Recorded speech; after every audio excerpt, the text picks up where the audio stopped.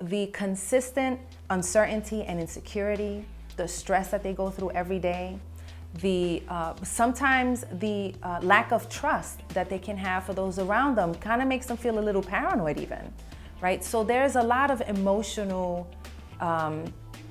negative emotional impact that their status as an undocumented student in the school system puts on them. And so when you live day by day in this emotional state, it impacts you, right? And eventually it leads to trauma.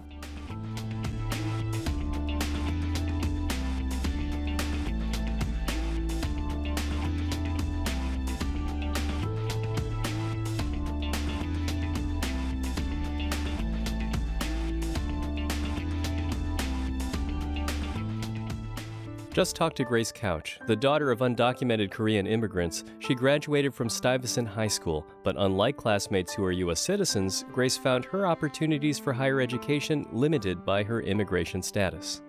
Once I started applying to colleges, and then I realized that I don't have any financial aid, I can't get private loans. So pretty much if I cannot pay in cash, I cannot go to any college. In the U.S., there are an estimated 1 to 2 million undocumented students. Some 65,000 graduate from high school every year, but as little as 10% attend college. Without much access to loans or financial aid, students must raise cash to pay tuition, so it can take a long time to earn a bachelor's degree. Being in college and being a kid in college, a student, is already an experience that causes stress and anxiety on young folks. It's the first time for many of them that they're independent.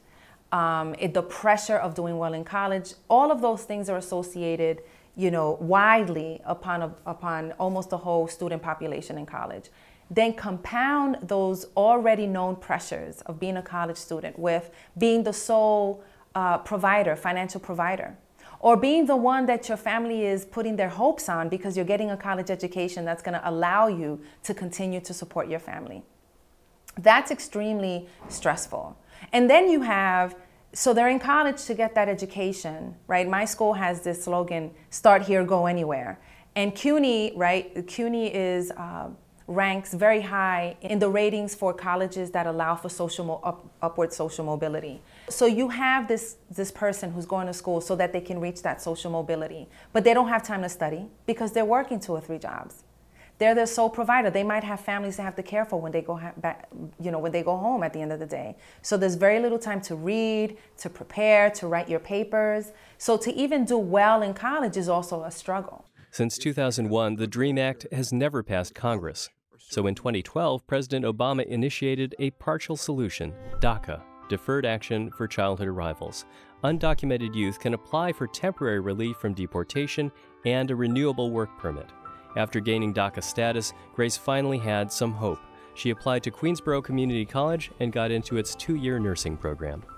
The young kids who applied for DACA did it with the faith that the trend towards progress, towards immigration reform and hopefully a path to citizenship would happen, right? So it was a gamble is what happened. But because, everyone was using the progress of the recent years kind of like a litmus test, they said, okay, let's try it. But the danger was all of this, personal information being stored in a database and being used against them, and that's the big danger now as well. Supporters of immigration reform want to see some action, like United We Dream, a network of undocumented youth 100,000 members strong. Kevin Kang says no political party has really delivered. Neither the Republicans with their anti-immigrant slogans or the Democrats with their promises that we've seen over the years, they have failed to keep. Kevin and his organization believe in protecting current gains like DACA, but also holding politicians accountable for campaign promises, especially when it comes to preventing deportation from the U.S., this nation of immigrants. Millions of undocumented immigrants, not just people that have come here as children, but also our parents, also our families, also our neighbors who don't have families, people that want an opportunity to contribute to this country and to call this place their home. It's hard to receive text messages and emails and office visits by students who ask me what's going to happen to my brother, or what's going to happen to me, or are they going to take my car away? Am I going to get arrested? Am I going to be deported? It's really difficult to In the work, if I interview someone and have them break down in front of me, crying because of the situation they're in, or even those who are considered to be resilient, right? There is this talk of resiliency among the student population, among these young people who are fighting for their rights. And there is a level of resilience, but even they feel pressure. Even they break down.